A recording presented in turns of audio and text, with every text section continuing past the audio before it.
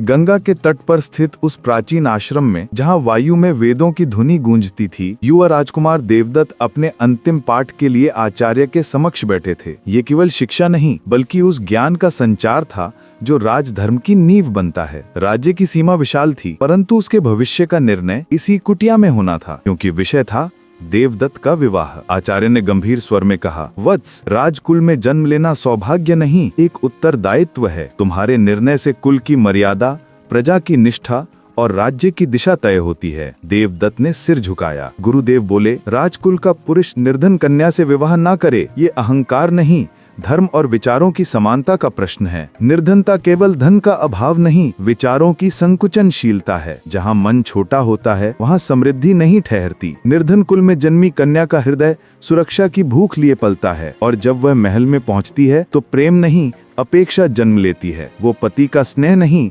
उसकी संपत्ति से रिक्तता भरने आती है। वो दोषी नहीं, पर उसका संस्कार ही उसकी सीमा बन जाता है। आचार्य बोले, गृहस्थ जीवन नाव के समान है, एक और भार बढ़े तो संतुलन टूट जाता है। विवाह में समानता केवल जन्म या धन की नहीं, विचार और आत्मसम्मान की होनी चाहिए, अन्यथा प्रेम भी भय में बदल जाता है। देवदत्त ने प्रश्न किया, गुरुदेव, क्या धर्मशास्त्रों ने धन को विवाह का आधार माना है? आचार्य मुस्कुराए, नहीं वत्स, धर्म ग्रंथों ने कुल, संस्कार और चरित्र को मूलाधार कहा है।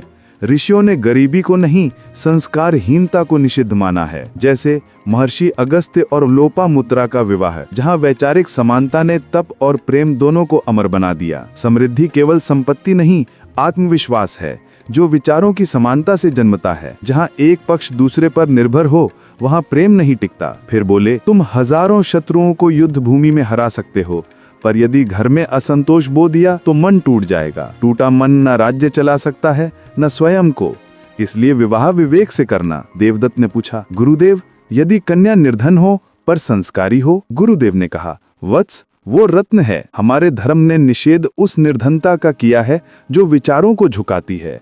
यदि कन्या का मन विशाल हो, वो धर्मपरायण और आत्मविश्वासी हो, तो वो साधारण होकर भी असाधारण है। आगे बोले, विवाह केवल आकर्षण नहीं, ये धर्म, अर्थ, काम, मोक्ष का केंद्र है। पत्नी में 8 गुण, धर्मनिष्ठा, शुचितत्व, दक्ष तत्व, प्रियवादिनी, मितव्ययिता, पतिव्रता, लज्जा, विनय और अपरोक्ष ज्ञान आवश्यक हैं। ऐसी पत्नी गृहिणी नहीं, गृहस्थी की धुरी होती है। उसका एक वचन घर को स्वर्ग बना सकता है और उसकी एक भूल राज्य को संकट में डाल सकती है। वो धर्म की सहचरी है, भोग की वस्तु नहीं।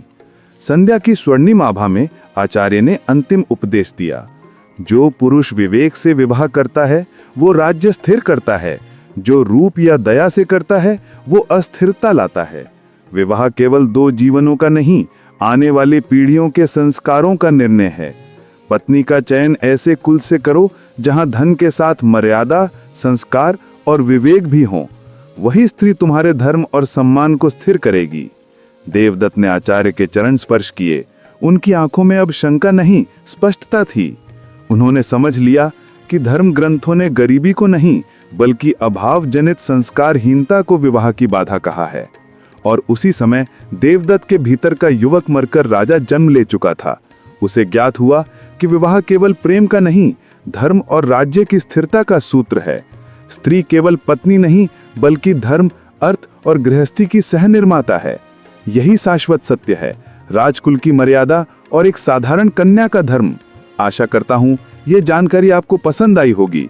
जाते जाते वीडियो को लाइक कर देना और कहानी सुनो स्टोरी ट्रेलर चैनल को सब्सक्राइब कर लेना आने वाली वीडियो के लिए। मिलते हैं नेक्स्ट वीडियो में, तब तक के लिए बाय, अपना ख्याल रखना।